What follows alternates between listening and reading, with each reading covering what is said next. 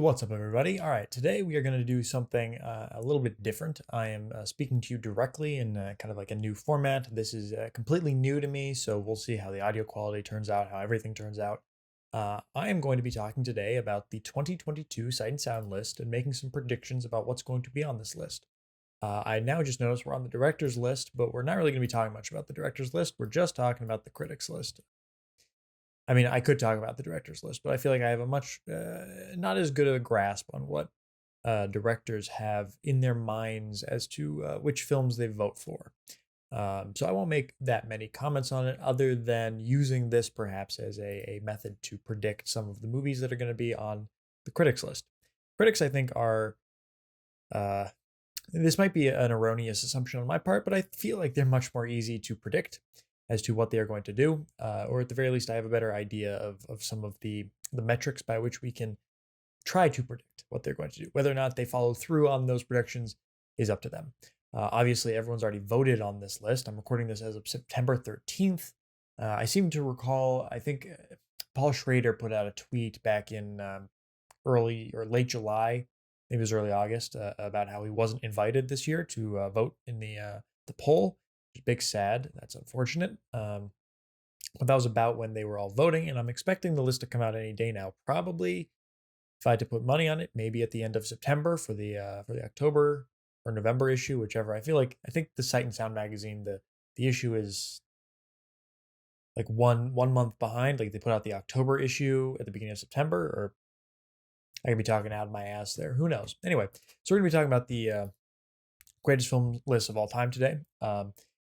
So I'm putting my predictions out there, and obviously I've been doing the Split Take podcast with my buddy Chandler for 3 years now. I think since late 2019, and we've been talking about the 2012 uh, list for a while. I mean, every episode we try to review at least one movie from that list. It's not every episode these days, but we've gotten about halfway through that list, and we're actually going to be continuing with that list even after the 2022 list has come out. Obviously, finish what we start and all that. But sort of that's why I'm making this series of videos about the 2022 list, both before the list comes out and then after my analysis. So this is kind of my outlet for the new list that's coming out until, of course, the Split Take podcast catches up, and then we may discuss some of the movies that are on the 2022 list and on the 2012 list. But that's a story for another time. So yeah, uh, where to even begin? Um, I've had so obviously with the Split Take podcast, I've had a lot of time to talk and think about the 2012 list. I've created like an aggregate list of both the 2012 critics list, then the directors list too. I've looked a lot at the voters and the films, so I have had a lot of experience looking at the movies that are on here. And obviously, I just released a video essay today, actually, about the voting in this list and what voting for the greatest films of all time in your own subjective way, what does that mean? What kind of consideration goes into all the voters? And I feel like that essay is important sort of to watch before we get into this. You don't have to, obviously, but I'm going to link down below and up here to that essay if you want to go check that out, because in that I talk about obviously the different reasons why a critic may vote for a certain movie. And a lot of those reasons are going to come back here in this predictions video as I explain the reasons why I'm thinking certain things about some of these movies. So that's what's up with that. I'm also going to be maybe putting over some clips, or maybe it's just gonna be me talking here with the website the whole time. I'm going to be putting a time codes in the description below to kind of let you skip ahead and all that. I'm going to be talking about various different things from the BFI list. Everything from we're going to have a section at the right out of the way out of the bat.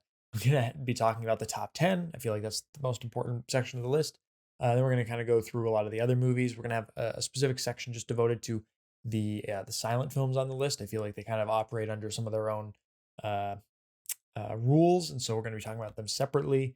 We're going to be talking about movies that I think should be on the list and movies that are going to fall off the list and whatever. You can look into the description below, or wherever you find the chapters to kind of skip ahead if you are interested in any particular section of this video. So we're going to start with the top 10. I actually can't imagine the top 10 actually changing all that much. Citizen Kane topped the poll every year since the very beginning until this 2012 one. And I don't think it's going to be anywhere other than the top three. It's quite possibly going to retake the top one. I think there's a small chance of that. And that's because Vertigo has likewise been a mainstay of the polls and the top of the polls for quite a few years now. And Vertigo, if we take a look, click on Vertigo here, and we can see who voted for it. A lot of critics voted for Vertigo. A fair amount of directors did too. It didn't do quite as well in the directors poll, but still, 191 critics voted for this film, and I think only like 156 or something. I seem to recall it being like 30 less, 30 more, 30 plus critics voted for Vertigo over Citizen Kane. So I feel like there's enough of a comfortable margin there for it to repeat that same success. There is no margin anywhere on this list that big, nowhere even close. So, because once you get past this, the margins in between how many critics voted for each film gets quite small. So I feel like other than maybe these top two, maybe in the top three with Tokyo Story, there's very little room for those to change actually. And I think most likely the answer is going to be Vertigo stays number one, Citizen Kane is number two. And I actually don't really know what's going to happen with Ozu here. But if I had to guess, I'm going to say Tokyo Story is going to remain at number three. We're going to talk a lot about Ozu in this list because Ozu, I believe, is a mainstay of these lists. And Tokyo Story in particular is going to have the staying power required to stay in the top 10 and maintain its place. Although I think it is definitely, it's got some room to maneuver up and down. Maybe not so much up since it's already at three, and I don't think it's definitely not going to go anywhere up. But it could possibly fall. My money is on it's going to stay where it is. And mostly because, and we're going to talk a lot about this, a lot of Yasujiro Ozu movies have been restored as of late. And he's been in the dialogue and the conversation, the critical conversations as of late. So I think he has the popularity as a director to maintain his place on the list. Speaking of a director that has popularity, Jean Renoir also has had a lot of restorations as of late, a lot of new criterions, like Tony recently came out on Blu-ray for the Criterion Collection, which I watched. It's a great, really interesting movie. Not the rules of the game. That's a movie. The Grand Illusion is another one that I feel is getting maybe some more steam. But The Rules of the Game is a movie that I don't particularly care for, unfortunately. And I actually would kind of I'd like to see it fall in my own personal way. But my own opinion aside, it has been Old Faithful appearing on a lot of top 10 lists, the Sight and Sound lists. And if I had to guess, it might fall a few spots, but I think it's going to remain in the top 10. We can say maybe 7. Sunrise likewise is a staple of the top 10, although I would say F.W. Murnau is perhaps not as much of a mainstay director as the others. You don't really hear a lot about Murnau, despite how influential he was, and definitely, I think there's another Murnau film that has a chance to get on the Sight and Sound list. But if I had to guess, I think Sunrise is going to, like Rules of the Game, stay in the top 10, but maybe fall a few places. And what is going to replace it? Well, 2001: A Space Odyssey. 2001 did a really good job in the director's poll. It is a director's movie because it is visual, it is big ideas, actors, it's Stanley Kubrick. So it makes sense like the directors would vote for that. And I feel like there's a lot of things on the director's list that the critics are going to kind of like catch up with. Oh, we forgot about X movie. And they kind of look at the director's list and like find like a happy medium in between the two of them. So if I had to say anything, I think 2001: A Space Odyssey is going to rise to replace some of these movies to in their spots. If I had to make a guess, I'd say it's going to rise to number 4. Okay. So likewise, because of a lot of recent reappraisals of cinema and representation within cinema, I would hope, I would like, and I would bet that The Searchers is going to fall. I think The Searchers is a bit of an overrated movie, not quite as overrated as The Rules of the Game. It is a beautiful, gorgeously shot film. Obviously, John Ford, great director, knows how to visually place his actors within the frame and frame the landscapes that he's using. But I do think it is overrated overall as a narrative and as a representation of the Native Americans is not good, not good at all. And I think that that's going to play a big role in the appraisal of the searchers in this particular list, particularly amongst American critics. I'm not sure how much French critics care about all that. And it's always, the Westerns have always been kind of a mainstay with the French critics and the foreign critics, which is quite interesting. Um, so at least in that regard, I'm not 100% sure, but if I had to guess, it's going to fall off the top 10 this year, probably stay within the top 20. Man with the Movie Camera, we're going to come back to and talk a bit in the silent section. But it is a movie that has fallen and gone kind of all over the place in the past couple lists. And I shouldn't say fallen, it's risen actually. The 2002 list, I believe it rose 30 places, maybe, if I have that correct. And so I don't think it's going to repeat that success. I think it has definitely a chance to fall out of the top 10. It's definitely going to be maybe my number 2 pick for not remaining in the top 10. And maybe number 3 is Passion of Joan of Arc. Passion of Joan of Arc is a weird movie because I feel like it's not particularly influential in the same way that we think that something like Man with a Movie Camera is, or 2001, Citizen Kane, or Vertigo. But Passion of Joan of Arc, it really, the critics that like it love it. And it's a really interesting expression of the silent film era, just as Man with the Movie Camera is. Although I think Man with the Movie Camera has the better kind of visual language to it and editing and everything. It's kind of the more complete package. Passion of Joan of Arc is still interesting. And that brings me to my next point, is that I think Carl Theodor Dreyer is going to overall have a bit of a chilly time in this upcoming Critics Bowl.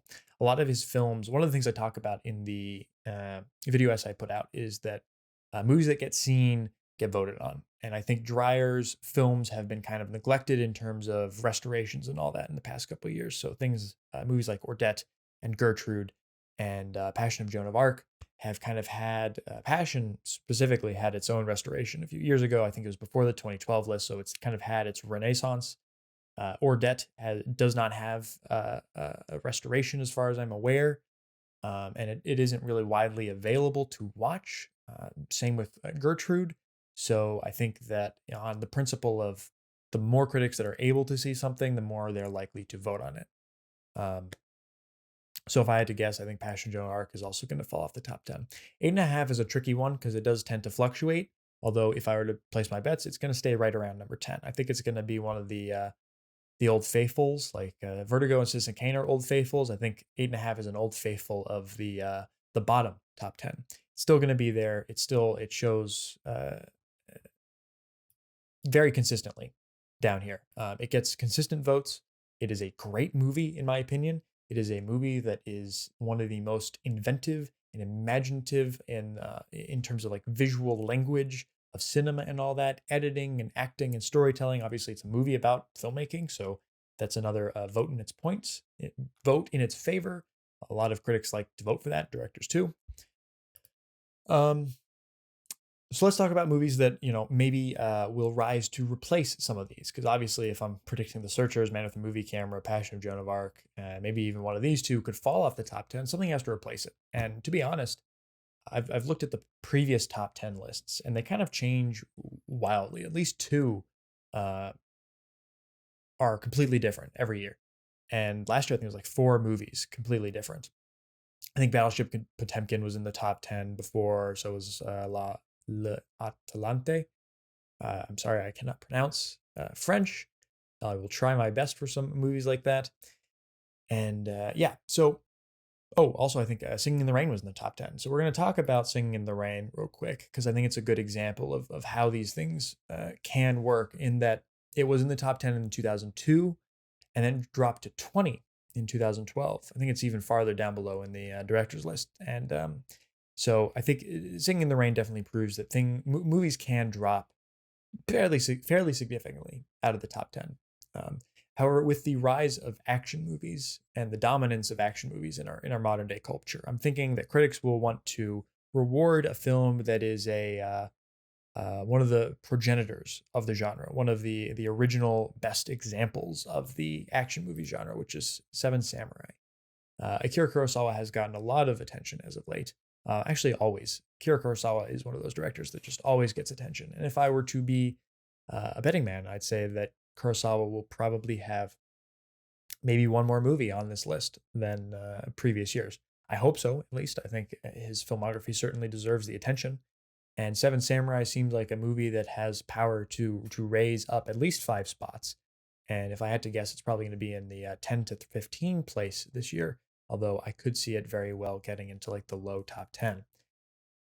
Speaking of which, I think Apocalypse Now also seems to have a shot at the top 10 this year. It was in the top 10 of the directors list, so it certainly has the capability, at least on that side of things, to get here. But it is a movie that has dramatically risen in its rankings on the critics lists from 2002 to 2012, and it, given the current political climate, I think a lot of critics are going to be talking about Apocalypse Now. Obviously, apocalypse has, where the word apocalypse has a lot to do with the modern day culture and what's going on with the world currently, although that's not necessarily what the film is about. But the film, I feel like, is still very much resonating with audiences, and it has had a recent restoration, the director's cut, the redux, everything, a 4K release. So I think it's going to be on a lot of critics' minds this year. Talking about things on people's minds, I think Andrei Tarkovsky has had a real resurgence in the past decade, especially amongst lay people who are not that into film. I think a lot more people are aware of Tarkovsky who were previously not. He's obviously had restorations of quite a few of his movies. Criterion Collection put out an amazing restoration of Andrei Rublev and Mirror recently. So I think those movies are going to be on a lot of people's minds.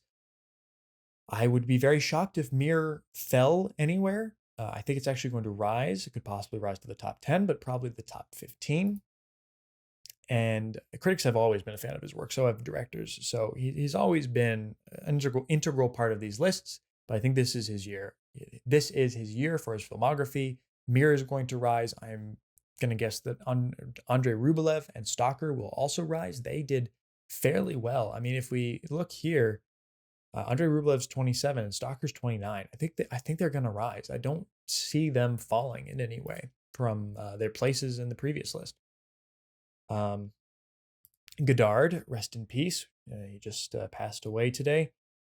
He has also likewise been a staple of these lists, and I think if I were to be a betting man, as I keep saying, Breathless certainly has a chance to get on the top 10.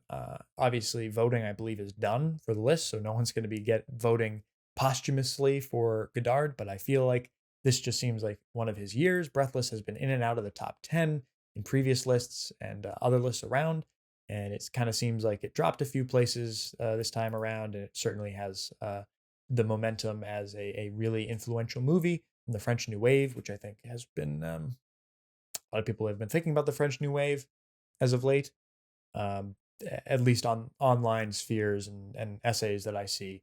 So I think Breathless has some dialogue surrounding it that could push it into the top 10.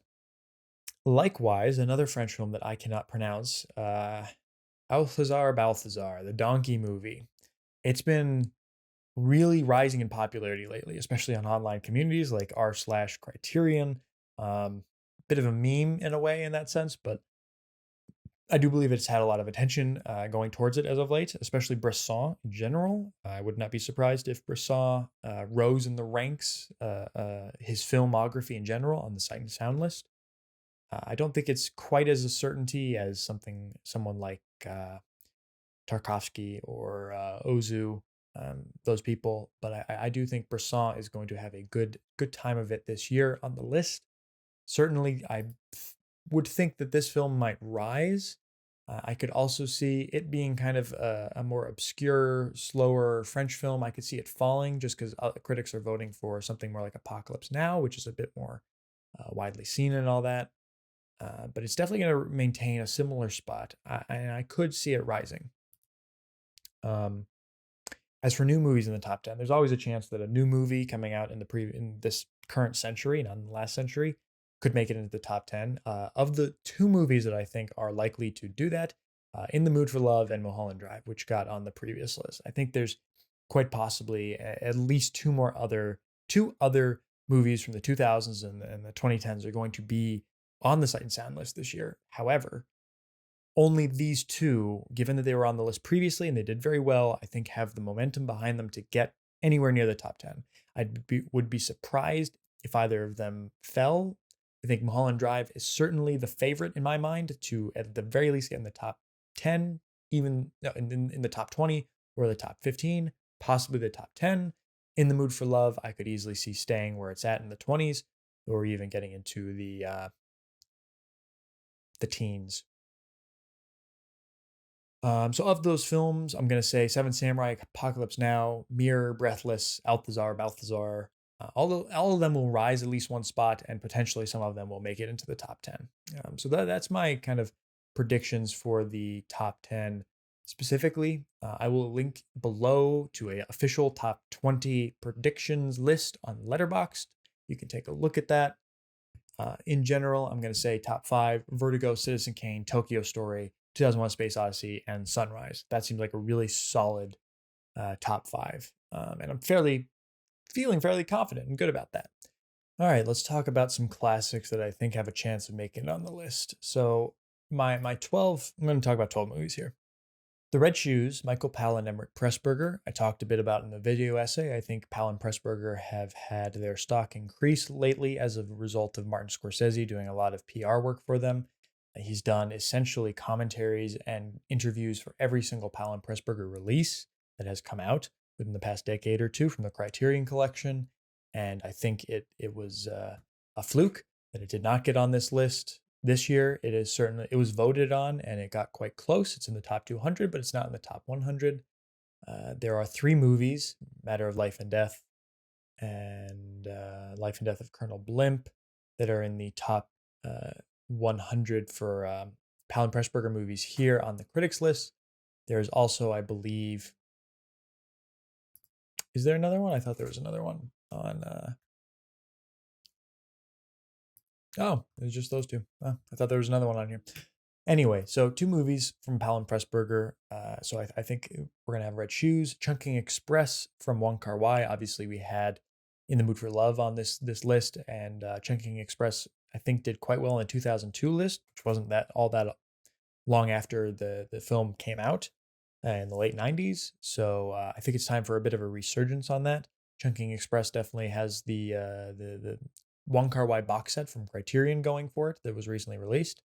The Conformist, which is a movie that has appeared on the Sight and Sound list before, but not in 2012. I think it's one of their greatest mistakes. The Conformist is clearly one of the greatest movies ever made. It is a excellent work of art, a work of art par excellence, as you might say. Dr. Strangelove, Stanley Kubrick, obviously, that's a great movie. I honestly think it's one of his best. I would put it on here above, I think Clockwork Orange is on here, or is that on the director's list? Anyway, there could always be more Stanley Kubrick on these lists. Jaws, obviously. Jaws was on the director's list, and it recently just got a re-release in theaters. That was obviously quite recently, but I think it has a lot of reappraisals have been happening of Jaws as of late, and I foresee it having maybe the votes necessary to get on the top 100. A Woman Under the Influence. I was actually really shocked to see that it wasn't on here. It was on the director's list. John Cassavetes obviously is a huge, a lot of directors, a lot of indie directors are really into Cassavetes, but I feel like a lot of critics are into Cassavetes too, because he was very influential in the American independent film movement. So I would be surprised if one of his movies did not make an appearance on the critics list this year. And A Woman Under the Influence seems like the choice they'd go with. A Voyage to Italy, Roberto Rossellini's movie, is a great film. It's on the director's list, I believe, and it's not on the critics list. That's going to be the same for a lot of these. I think that's another great film that has a chance to get on the critics list this year. A Clockwork Orange on the director's list, could get on the critics list. Obviously, Stanley Kubrick. Jules and Jim. I feel like something in my heart tells me that this is like a French New Wave year on the Sight and Sound list, and particularly with Godard getting older, dying now, R.I.P., and Agnes Varda passing away, and Truffaut's gone. But I feel like there's been a lot of reappraisals of the French New Wave, a lot of discussion about that as of late. So I think a few movies from there have a chance. Maybe even Cleo from 5 to 7. and Jules and Jim. So I think those are the two movies maybe that have a chance of getting on this list. Ikiru, speaking of Kurosawa, movies from his filmography that I feel like have a good chance of getting on this list. Ikiru, I think, is one of them, maybe even High and Low, which had a Criterion release. It was very good. Do the Right Thing in an effort to increase representation on this list. It's also one of just the most visually inventive films of American cinema in the past 50 years. And it's just a great movie. And I think it really does deserve a place. I hope it does get on the top 100. And Black Narcissus, another Powell and Pressburger film, which I think has, I've already talked them to death. So the reasons are much the same, although it is less likely to get on the list than The Red Shoes. All right, movies that I am less confident in terms of so those movies we were just talking about, those movies have been on previous lists, previous BFI lists. They've directors who have directed them have had really strong showings on these lists. So those have the kind of the pedigree to be able to make it in the top 100. This next 15, 12, 11, 10, 9 movies, something like that. These are movies that I'm less sure of getting on this list, but I'm more passionate about. Movies that I think deserve a place on the top 100 list, but I'm not 100% sure are going to make it. Ooh. Okay, so the first off is the Three Colors trilogy. Kieslowski was on the 2002 list in a few different places.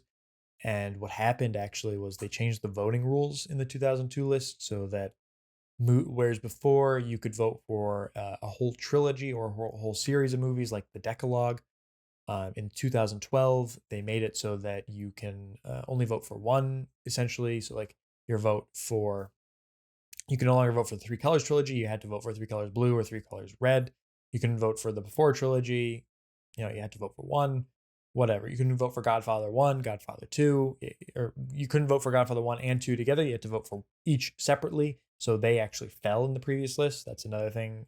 Two movies I think are actually going to rise into the top 20.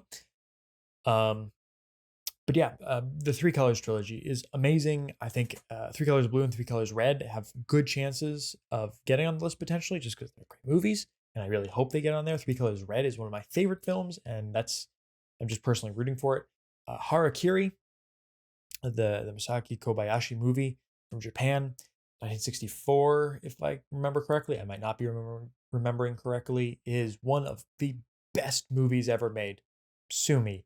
I think it is visually one of the most inventive and fully realized expressions of an idea and an argument for a theme in cinema. It is gorgeously directed and filmed and acted. It is one of the unsung really masterpieces of cinema. I love Harakiri. I think it is a great movie, and I really hope it gets the recognition it deserves on the critics list. Before Sunrise, Before trilogy is great. I really like the idea of a film that is mostly just talking. This also goes for like My Dinner with Andre, movie that is almost entirely a conversation. I think Before Sunrise has the better chance just because it's kind of more cinematic. And that's the reason why. Amadeus, I'm shocked Amadeus was not on this list. It is an amazing movie. And it's about the creative process and artists and all that. It feels like it has a lot going for it, but it just didn't make it. Day for Night, Truffaut, obviously, another movie about making movies. Truffaut, not quite French New Wave, but still great. Treasure of the Sierra Madre also has been on previous Sight and Sound lists. It is one of the best written movies of all time. I have the script on the bookshelf back there. It is an amazingly perfect script. I love it. Humphrey Bogart is great. It is a great kind of like merging of the Western and the noir and the adventure movie. It's really influential. A movie like The Wild Bunch here on screen has a lot in common with it, and I feel like inspired a lot of that. Army of Shadows, I feel like a lot of was Les Samurai.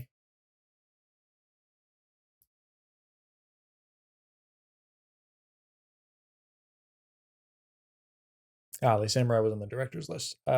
Either way, Les Samurai, Jean-Pierre Melville, great director. I feel like he's had a lot of attention given to him, given new releases from the Criterion Collection and other collections, restorations of his film. And I think Army of Shadows is a really, really special movie that deserves some votes. Alien.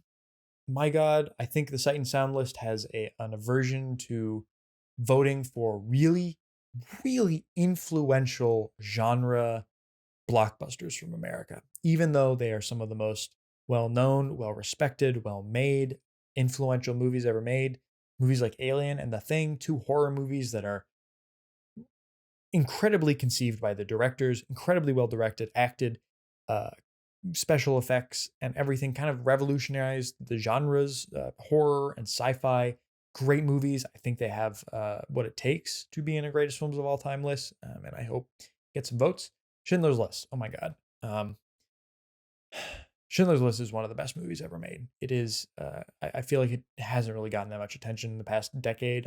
I don't have any hope whatsoever it's going to make it onto the top 100, but it is certainly one of the best made movies. One of the best stories ever put onto film. For my book, I believe it's Steven Spielberg's best movie. So that's my 2 cents.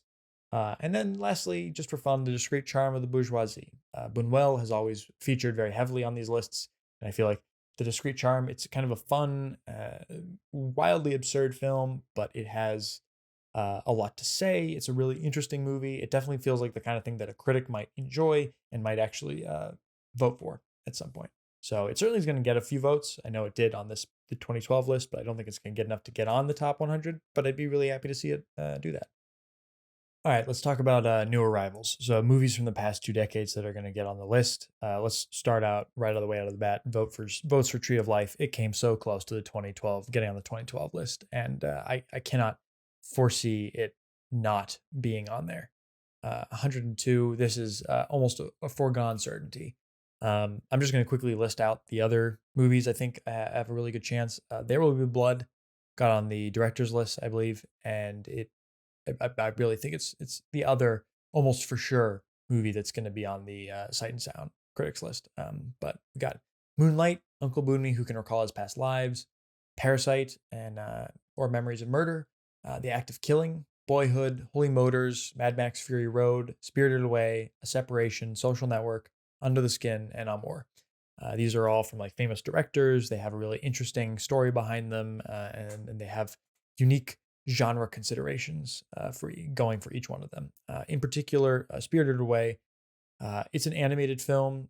Very curiously, there are no animated movies on the Sight and Sound list. This seems like a gross oversight. It seems like if you're going to be a movie about the greatest films ever made and you don't have an animated movie on your list, you're just leaving out a whole subsection of film. Likewise, movie like Mad Max Fury Road is one of perhaps the best action films ever made, period. Came out recently, but I feel like it is well beloved enough to at least have a few votes for it. I certainly would. I actually I wouldn't vote for it, but I certainly wouldn't condone and wouldn't disagree with anyone voting for it. The Act of Killing, if there's any new documentary that's going to get on the list, that's a very influential documentary from the past 20 years. Uncle Boonmee, Who Can Recall His Past Lives, from Apichat Pong Rostakol. I hope I pronounced that correctly. Sorry if I didn't. I think he is definitely a director that is quite possibly going to make it on the critics list at some point. Probably not the director's list. He's definitely a critics director. But I definitely see one of his movies getting on the list, or at least very close to the top 100, and that's probably the movie that's going to do it. So yeah, those are just generally the new arrival movies I think are going to get on the list. All right, let's talk about the silent films. We talked a bit about Sunrise, Man with a Movie Camera, and Passion of Joan of Arc. If we go back here, and we go take a look all the way up top.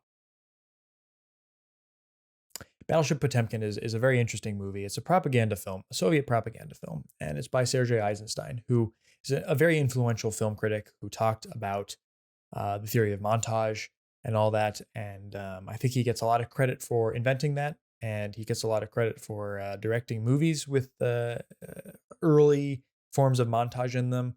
But I don't think his movies hold up in the same way that a lot of other classic movies, even classic silent films, do. I don't think Battleship Potemkin is nearly as relevant as it was once thought to be, and I would guess that it's going to fall a few places, although probably not all that much. It was Number 8 in 2002, and now it's number 11. If I had to guess, it's probably going to be in the lower 20s, around there. Le Atalante, Jean Vigo. I think Jean Vigo isn't going to do quite as well on this list. I think that's going to be another movie that's going to fall. It's terribly old-fashioned. It's definitely a victim of age. From being from 1932, it looks and sounds older, and it's just it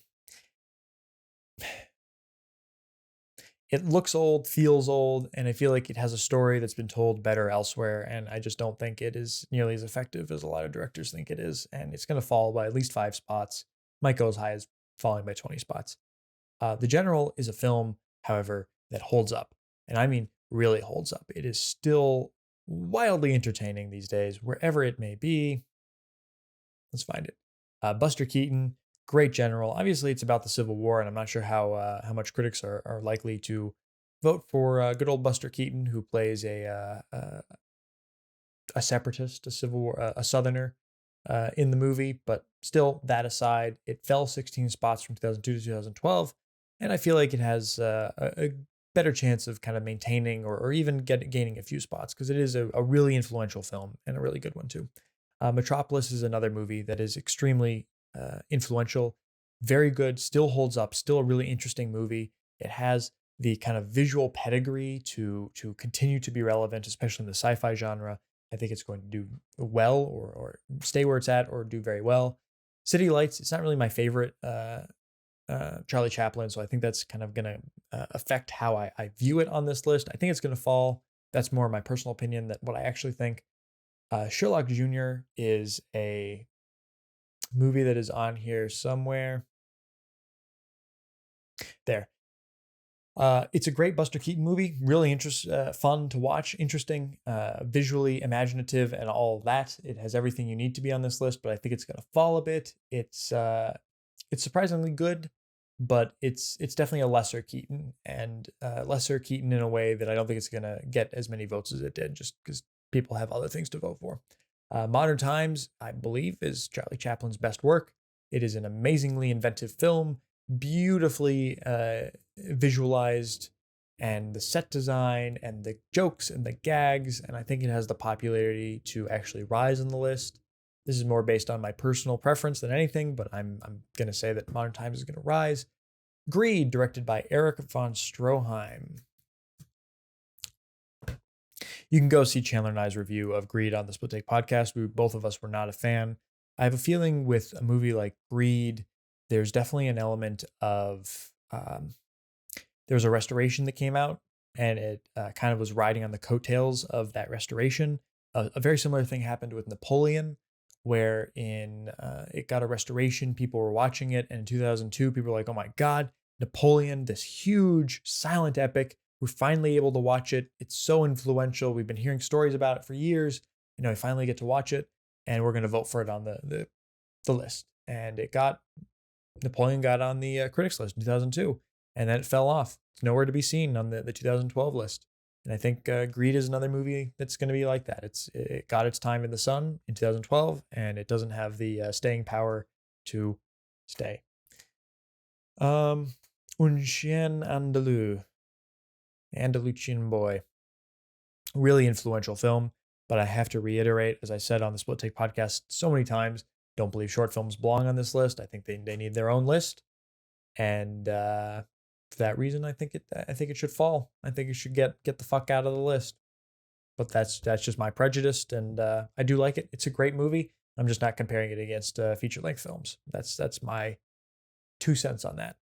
Intolerance. D.W. Griffith, another very influential director, but I feel like he doesn't have much stock in Hollywood at the moment, given that he directed Birth of a Nation, one of the most infamous racist movies of all time, spawned a resurgence of the KKK in America, and I just don't think D.W. Griffith has the same kind of voting power as he once did on this list. Intolerance fell from 50 to 93 from the 2002 to 2012 list, respectively, and I'm predicting it's going to drop off the list entirely.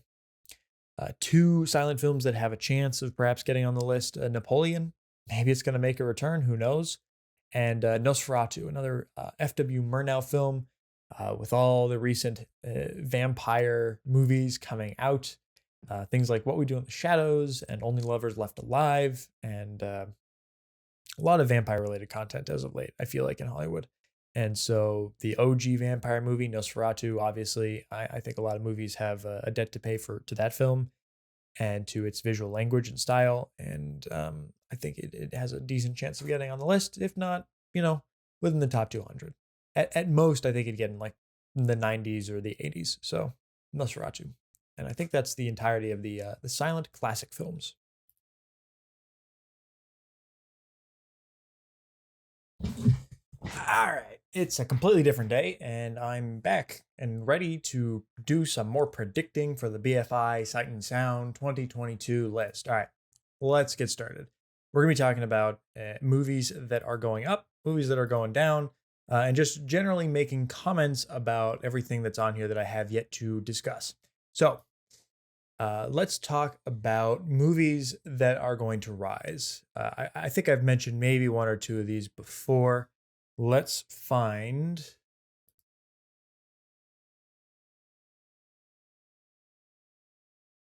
There it is. All right, The Grand Illusion, Jean Renoir. This is a movie that I feel like is got some more cachet as of recently. I don't know why. That's more of just a gut feeling on my part.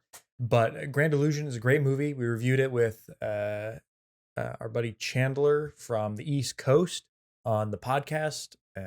There'll be a link. It's maybe somewhere.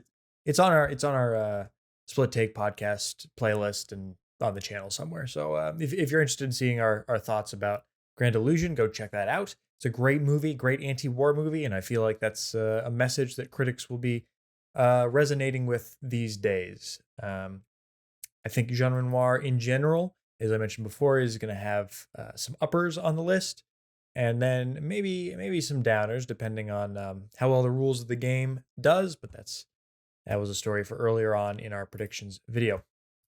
All right, the next one, Beau Travail. Doing my best to pronounce that, by Claire Denis. Clary Denis. That's exactly how you're supposed to pronounce that. All right.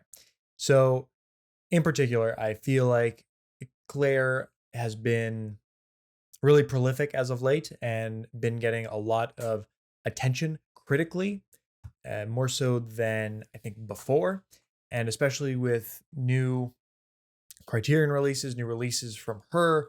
A movie like Beau Travail is definitely, I feel like, going to get more attention. It is also technically a African movie. I mean, it was filmed on the African continent, although it is a French movie. It was filmed in Djibouti, I believe. And yeah, great movie. We also did another review of that in the Split Take podcast. Check that out. What else do we have? I think Color of Pomegranates is another movie that I respect it tremendously. It's not necessarily a movie that I enjoy watching or anything like that, but I think it's a great cultural document. It certainly seems like the kind of cultural document that a lot of critics are going to be gravitating towards. It's very aesthetically unique. There's nothing else quite like it. It has the Criterion release and everything, so I feel like this is a movie that has a chance to go up a few places. Not by much, but I definitely think going up. Another director who I think has gotten a lot of attention as of late, Ingmar Bergman. I think Bergman didn't do as well as a lot of people were expecting on the 2012 list, and I believe in general, he's going to do better this time around, especially The Seventh Seal, which is one of the greatest foreign films ever released. It turned a lot of people on to foreign film back in the early days. Seventh Seal and Rashomon, I think, are the two like big foreign films that kind of brought that foreign film and the greater consciousness of it to America. And I definitely think Seventh Seal deserves to be a lot higher than it is in this list. It's at risk of dropping out completely, which is surprising. It is a wildly influential film that a lot of people know about. I definitely don't think it deserves to be 93. Movies that I think are going to rise, and I hope are going to rise. Yi Yi and A Brighter Summer Day, which I believe is also on here. Yes. So 84 for Brighter Summer Day and 83 for a Yi Yi, 1 and a 2. Both Edward Yang movies, very popular, very good movies. A Brighter Summer Day, spoiler alert, it's a movie that I would vote for if I was voting on the BFI list. It is a monumental achievement. It's 4 hours long, and it is perfect and beautiful and a very unique expression in cinema, and tells a story that you cannot find anywhere else. And the way that Edward Yang directs is so personal, unique, and universal, and it's really special. I hope you can tell I'm very passionate about that movie. I'm also very passionate about Yi Yi. I love both of them to death. There's reviews for both of those movies on our Sight and Sound podcast and Split Take. Please go check them out. Our review for A Brighter Summer Day features the one and the only Daisuke Beppu, who's a great YouTuber. Talks a lot about Criterions and a lot of foreign films and whatnot. Check him out. Anyway, what else? Tukibuki, the other film. Actually, I think there are 3 films on the list that were filmed in Africa. The Battle of Algiers being the other one, filmed in Algeria.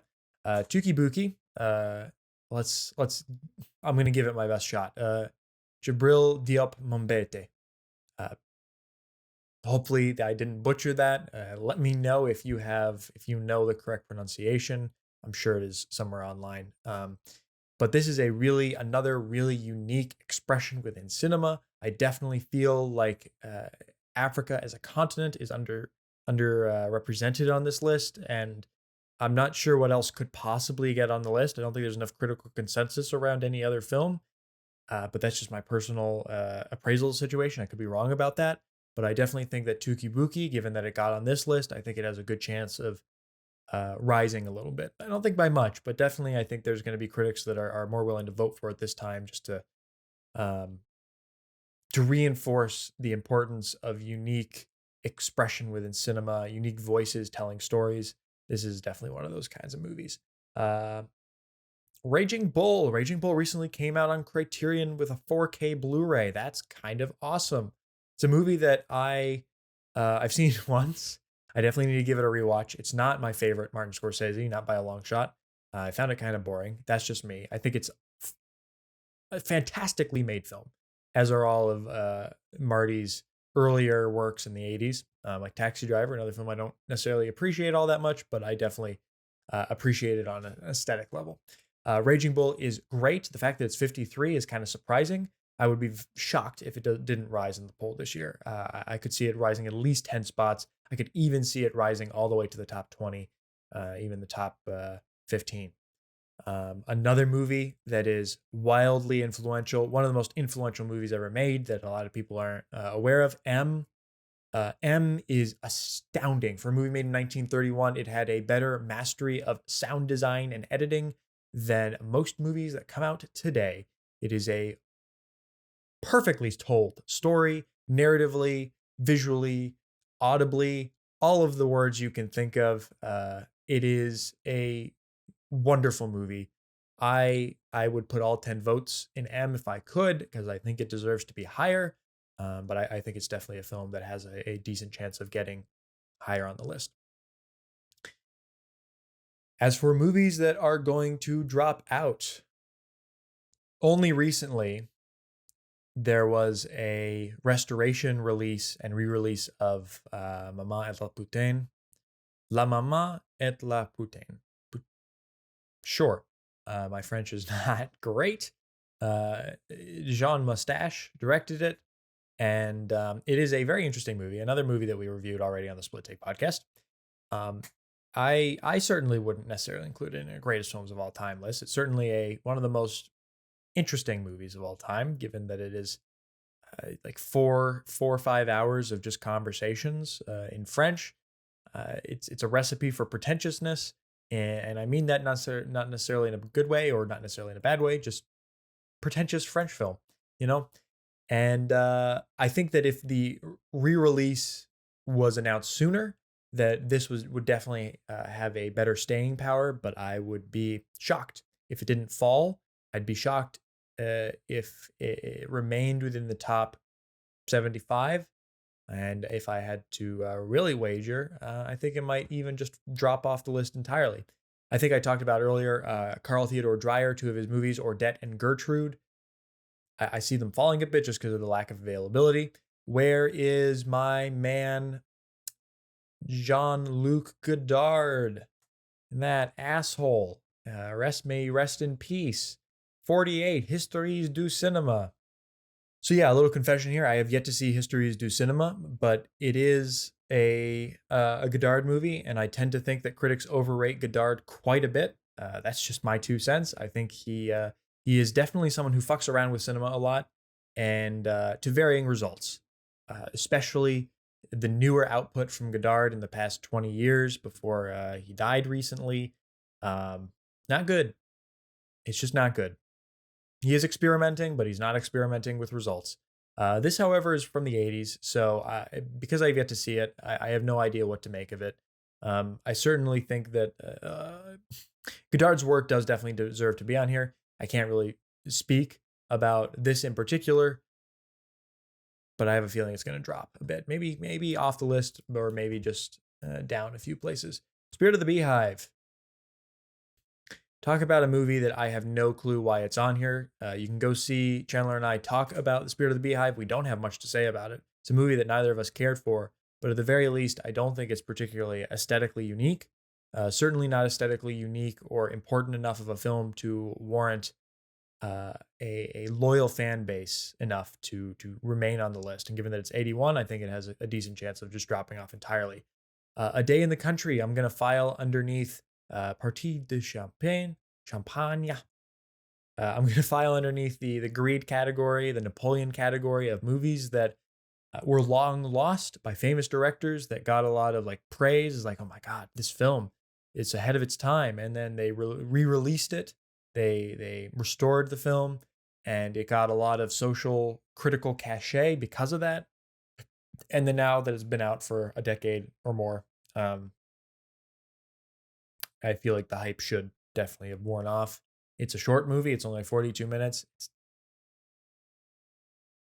I hope it falls off the list. That's all I'm saying. Hopefully this is the part of the video where there's some hot takes, where I really start letting you know what I think.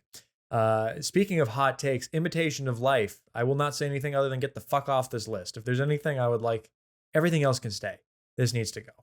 This needs to go. It is melodramatic and on purpose, and not in a good way, in my opinion. And it is certainly like Earrings of Madame Day, Fury Eats the Soul, Tuki Buki. These are all masterpieces. This is nowhere, not even in the same league, not even saying in the same ballpark or state or country. It's across the sea from greatest of all time. What's it doing here? Come on, guys. The Wild Bunch, on the other hand, is a Wild Bunch, a movie which I have nothing but positive things to say. I love The Wild Bunch. It's just a movie that I have a feeling that's just not going to get the votes to remain on the top 100 this time around. Not because of a reflection of the quality, just it's the kind of movie that I feel like critics are going to vote for something else this year, not necessarily this. Same goes for maybe Children of Paradise, which I'm not 100% sure when the restoration came out, but it definitely seems like the kind of movie that it had its restoration. It got a lot of attention because of that, and it got votes. And I foresee it falling maybe 10 places or maybe off the list. I'm not sure. The Leopard. The Leopard is a movie by Luchino Visconti. Great movie. We have a review of that on the Split Take podcast. I love The Leopard to death. It's a movie that's really grown on me since I first watched it.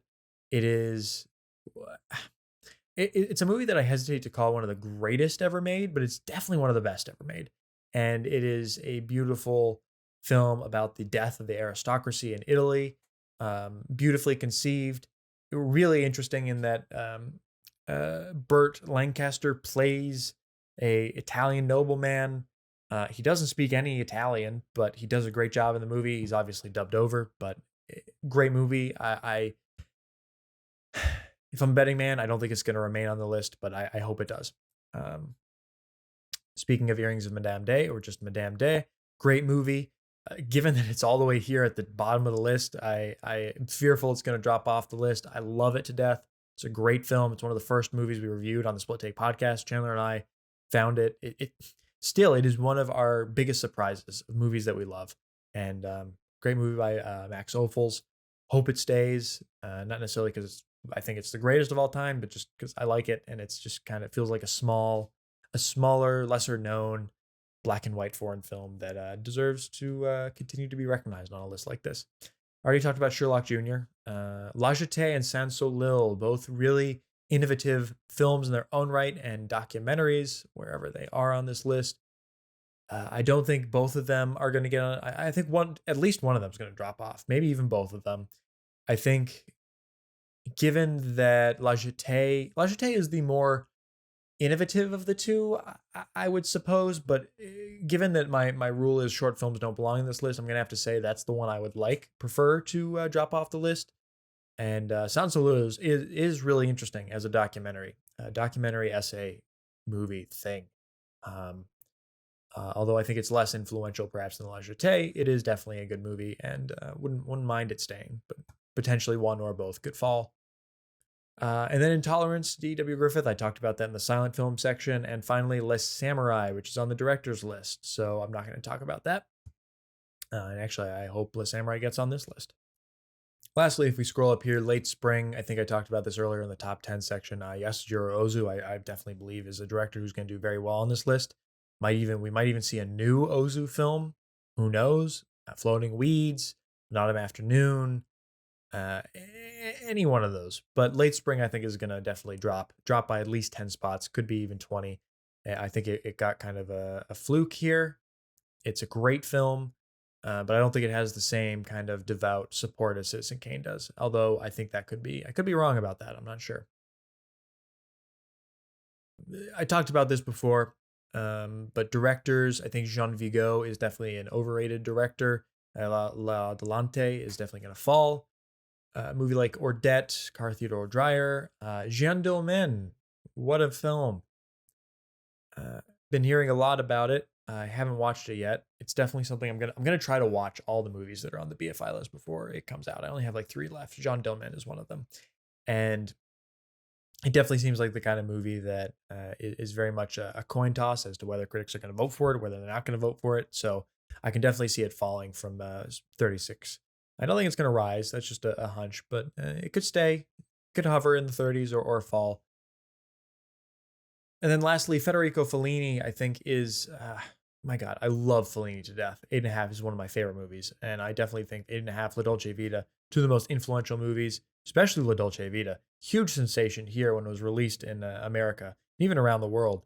And definitely deserves a place on the greatest of all time list, but I think it's gonna fall a few places this year.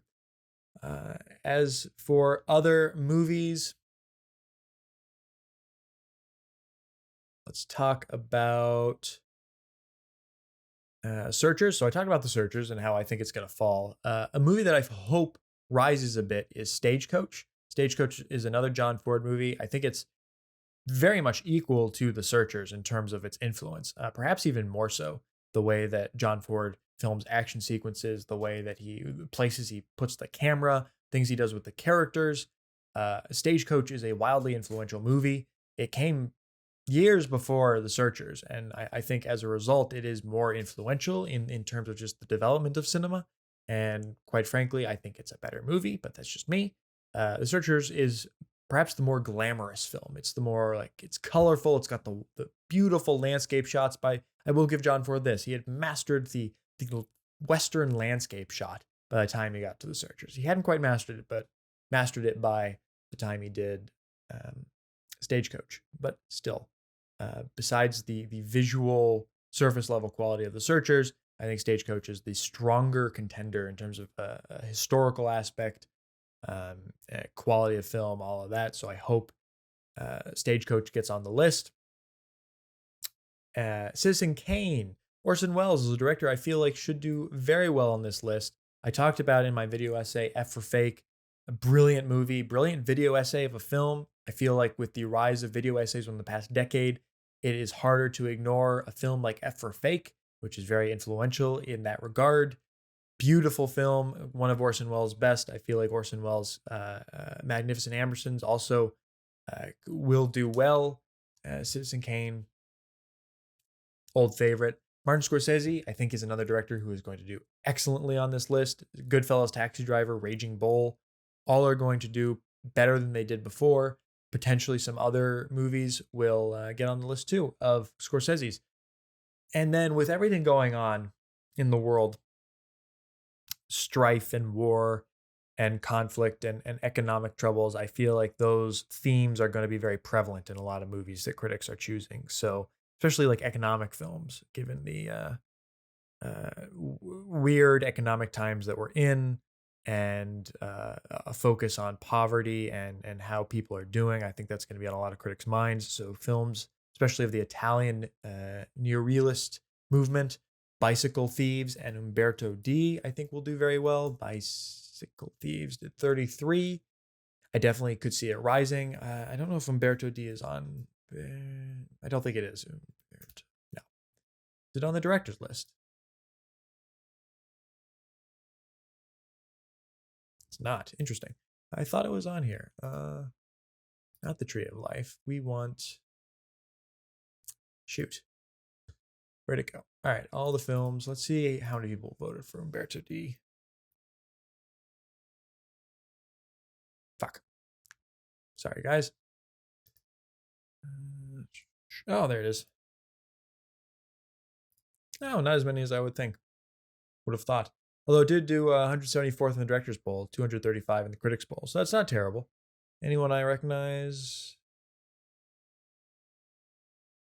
Oh, I know him. What do I know him from? Possession. Ah, the director of Possession voted for Umberto D. That's based of him. Oh, this is a pretty cool list. Grand Illusion, L'Avventura, Fellini, Amarcord. This is a pretty good list. I like this. Wait, Hamlet, Laurence Olivier. Interesting. What else? I'm trying to think if there's anything else I really have to say. We can scroll through this. Playtime, Jacques Tati, great film. I think it'll do very well. Billy Wilder, Close Up. Close Up is definitely a movie I think is going to do better on this list around. Abbas Kiarostami, who passed away within the last decade, is definitely, I think, becoming more of an influential director within the world of critics. His movies like Taste of Cherry, Certified Copy, Close Up. I definitely think that a lot of his movies, even if they don't necessarily have the same amount of critics behind them, the critics that like Kiarostami's body of work in general are going to be voting for Close Up. So I would be surprised if it didn't rise. I think it could definitely rise at least 10 spots on this list. Mizoguchi definitely had, definitely in the early 2000s, I feel like Martin Scorsese did a lot of PR work for Kenji Mizoguchi. And that focus, I feel like in the past decade has shifted elsewhere to like Powell and Pressburger. So I don't think Mizoguchi's going to do nearly as well. I would half expect both of his movies on this list, Ugetsu and Sancho, to fall a little bit, just a little bit. We got North by Northwest. Hitchcock always does quite well. I expect his movies will be on this list. I don't know where, I don't know how. I don't think they're going to do better than they already have done. But there's definitely going to be a reshuffling. Just because I think definitely like North by Northwest, Rear Window, Psycho, those are all kind of like on the same level, and they could definitely like shift and play musical chairs a bit. Touch of Evil. Oh, that's right. Orson Welles, another great Orson Welles movie. Definitely could rise a little bit. Barry Lyndon, Stanley Kubrick could rise. Wild Strawberries. I talked about Ingmar Bergman. Definitely think Wild Strawberries is going to do well. It's going to remain on the list. I'm not sure if it's going to remain here, if fall or rise, but it's going to do well. Sunset Boulevard, all the way at 63. Sunset Boulevard is an amazing movie. One of the best movies about Hollywood filmmaking and Hollywood in general. The studios, all that. Excellent film. I hope it does better. Night of the Hunter, another excellent film. Charles Laughton's only directorial movie in the directorial seat. Great film. Great Criterion Blu-ray. Hope it does well. Pickpocket, another split take podcast we had about this. If you ever want to hear one of the most pretentious critics talk about a movie, listen to the commentary on the Criterion about Pickpocket. It's a fun time, I think. I mean, pretentious in both a good and bad way. Bad in the sense that I think it's a bunch of just vague, meaningless statements about the film, but good in the way that it's entertaining to listen to, for me at least. Rio Bravo, it's a movie that I really warmed up to. Another movie that I think I recently released the split take episode on that, although we recorded it a long time ago. Rio Bravo, great movie. I'm not sure it is going to stay where it is. I think it's probably going to fall if it does anything. Blade Runner, extremely influential. I hope it rises a bit. 69 is a decent place for it, but I hope it does better. Blue Velvet, it's not really in my top tier of David Lynch movies, but it's a good movie. Glad it's here. And yeah, I think the last one I'm going to talk about is The Third Man. The Third Man, I definitely see could do better, could do worse. I don't think it's going to drop off, but I certainly hope it does better. 73 is a little too low. I'd say it's definitely a top 60 contender. So yeah, that is the BFI Sight and Sound list. Those are my thoughts on it. There are a lot of movies here, and a lot of movies I hope do better. Lawrence of Arabia and Casablanca definitely got shafted in the 2012 list. My God, please get them higher. Those are both two of the best movies ever made, just hands down, and hope they do a lot better. So yeah, those are my thoughts. Let me know what kind of predictions you have, for the top 10 especially. I will again place my top 10, top 20 list on Letterboxd of what I'm predicting on there. When the list comes out, I'm going to do a reaction. Maybe I'll get Chandler in on that or whatever I do, but I'll definitely react to how that list did, and then I'll kind of go through all my predictions and see what I got right and what I got wrong. This is a long video. I know I talked a lot about a lot of different movies, and yeah, I'm very excited. Hopefully, it's Thursday, September 15th, as I record this second part of the predictions video. I hope that the Sight and Sound list comes out within, by the end of the month. That'll give me enough time to get all the videos I want out before then. But then I don't have to wait all that much longer to see what gets on the critics list and even the directors list. I mean, I could go on forever and some more about the directors list, which is an interesting list in its own right. And if you are interested, I can also do, at least maybe for the 2022 list, a comparison of the directors versus the critics and why I think directors are more fond of so-and-so movie versus the critics. And that could be fun. Yeah. So anyway, thank you for watching. Comment below. Let me know your predictions for the 2022 Sight and Sound list that's coming up. And have an awesome day. Like and subscribe if you like the content and you want to see more. It really helps out the channel. We're trying to grow it. I'm trying to get more content, original like video essay content and content like this out. So if you do like it and you do comment and subscribe, that helps give me motivation to put out more work and get my work done faster and more efficiently. So thank you so much for watching. Appreciate it, and stay tuned for the next Sight and Sound video that I do on the list. It probably will be a video about the 10 movies that I would vote for if I could vote. Stay tuned for that. Thanks for watching.